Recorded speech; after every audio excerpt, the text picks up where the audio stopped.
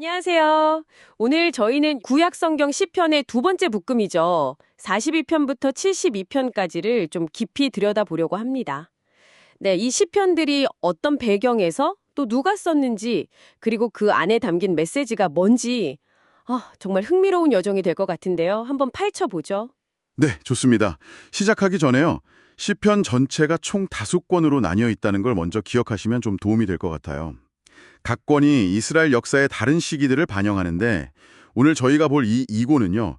1권에서 그려진 다윗 왕조의 시작, 그 이후잖아요. 솔로몬 시대를 지나고 왕국이 나뉘고 민족적으로 위기가 막 고조되던 그 시기의 복잡한 상황들, 감정들을 담고 있어서 상당히 중요합니다. 그렇군요. 단순히 그냥 순서대로 묶은 게 아니라 이스라엘 역사의 어떤 큰 흐름, 그 변곡점을 딱 보여주는 거네요. 그럼 이 시편 2권은 어떤 분들의 목소리로 채워져 있나요? 고라 자손, 다윗, 아삽, 솔로몬. 되게 다양해요. 맞습니다. 그게 또 2권의 특징인데요.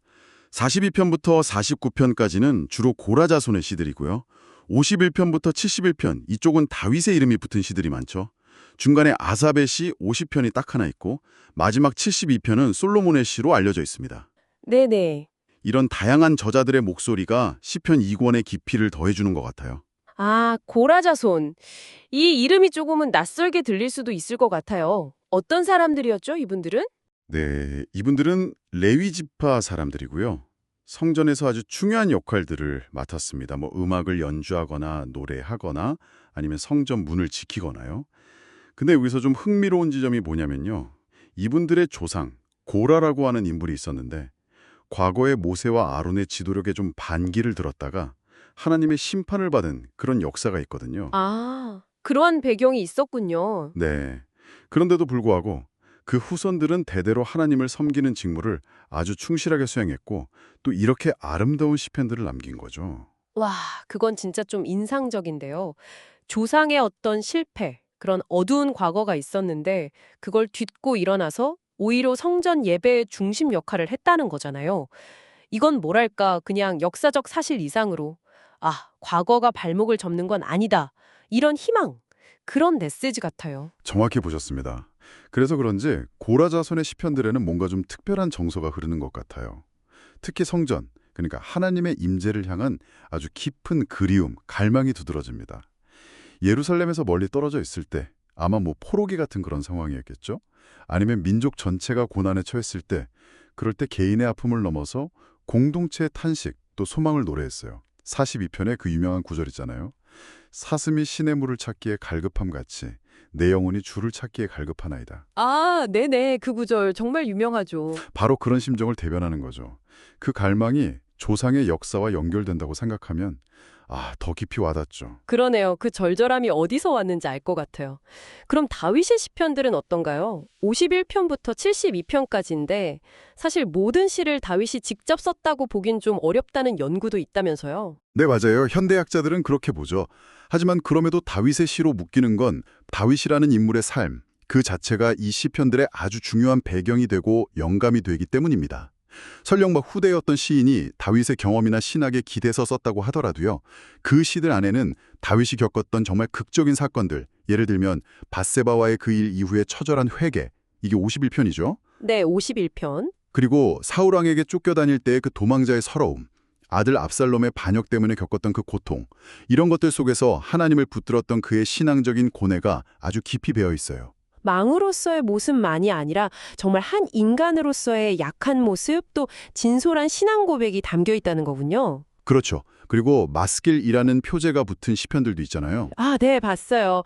교훈을 주는 노래 그런 뜻이라고요? 네, 맞습니다. 마스길은 지혜롭게 한다는 의미를 가지고 있어요. 그러니까 시편을 통해서 삶의 교훈이나 신앙의 지혜를 얻도록 돕는 거죠. 이게 고라 자손의 시편들 42, 44편 등에도 나오고 다윗의 시편들 52, 55편 등에도 나옵니다. 그렇군요.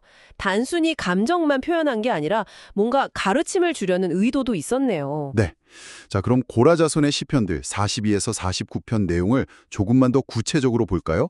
아까 말씀드린 그 갈망 외에도 다양한 주제들이 눈에 띄는데요. 네, 막 민족 전체가 전쟁에서 지고 어려움을 겪을 때 어찌하여 우리를 버리셨나이까 이렇게 부르짖는 탄식 44편도 있고 또 왕의 결혼을 축가하면서 그 왕이 의롭게 다스리기를 노래하는 그런 축가 45편도 있고요. 네, 그렇죠.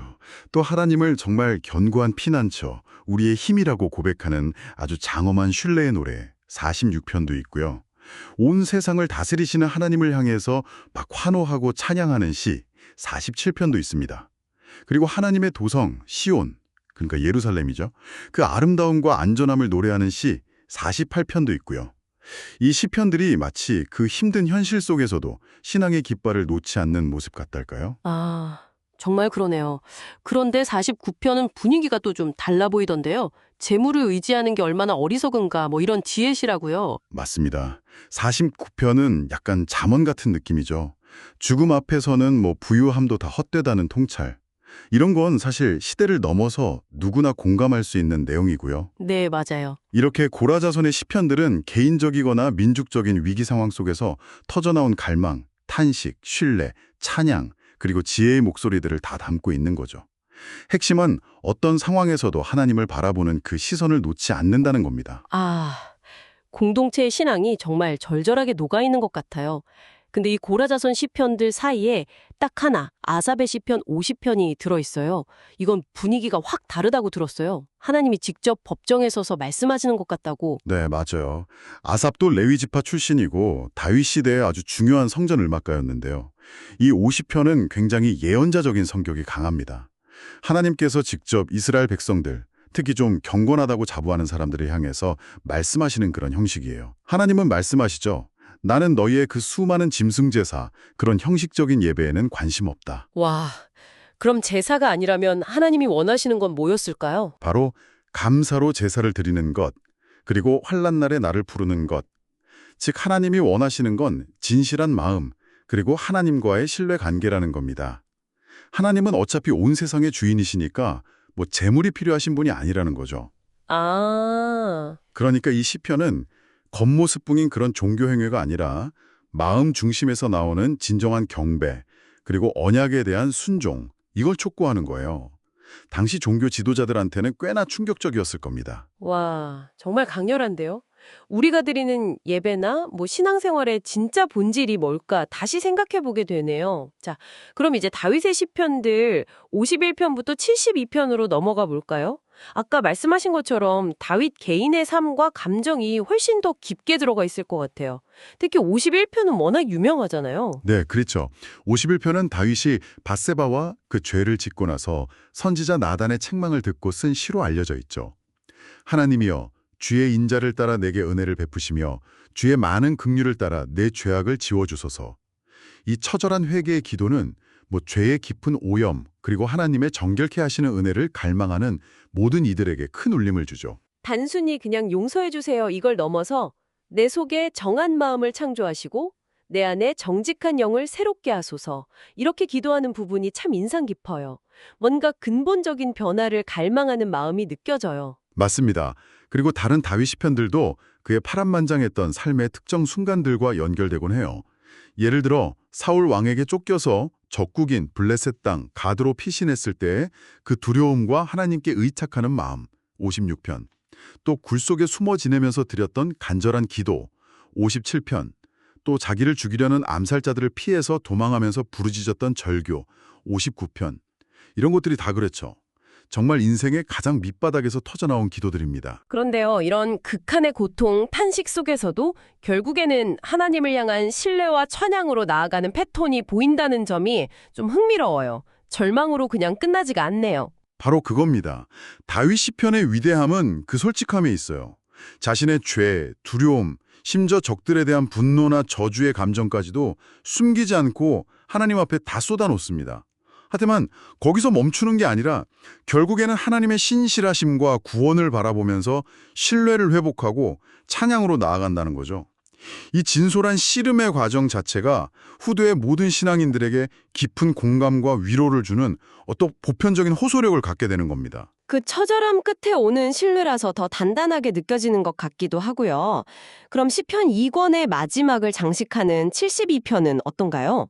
솔로몬의 시라고 되어 있는데 아버지 다윗의 시와는 또 결이 다를 것 같은데요. 네, 72편은 왕을 위한 기도입니다. 솔로몬 자신을 위한 기도일 수도 있고 아니면 백성들이 왕을 위해 드리는 기도일 수도 있고요. 핵심은 왕이 하나님의 공의와 정의로 백성을 다스리기를 간구하는 거예요.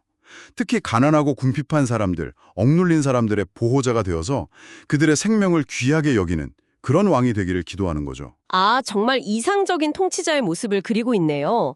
왕에게 주어진 책임과 사명이 이런 것이다 하고 일깨워주는 것 같아요. 맞습니다.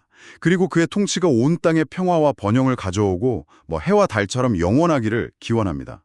그래서 많은 사람들은 이 시가 단순히 인간 솔로몬 왕을 넘어서 장차 오실 진정한 평화의 왕, 그러니까 메시아에 대한 열망과 기대를 담고 있다고 해석하기도 합니다.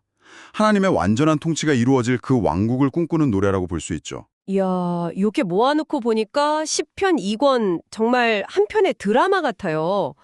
영광 뒤에 찾아온 위기, 또 성전을 향한 그 애끓는 그리움, 고라자손, 종교의 본질을 묻는 날카로운 외침, 아삽, 개인적인 죄와 고통 속에서의 처절한 몸부림과 회복, 다윗, 그리고 이상적인 왕국을 향한 비전, 솔로몬까지 정말 다양한 목소리가 어우러져서 깊은 울림을 만드네요. 자, 그렇다면 이 수천 년 전의 노래들이 오늘을 살아가는 우리에게는 어떤 의미가 있을까요?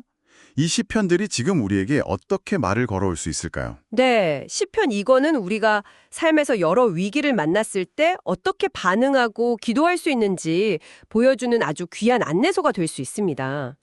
예를 들어서 고라자손처럼 영적으로 좀 메마르고 하나님과 멀리 떨어져 있는 것 같다? 이렇게 느낄 때 있잖아요.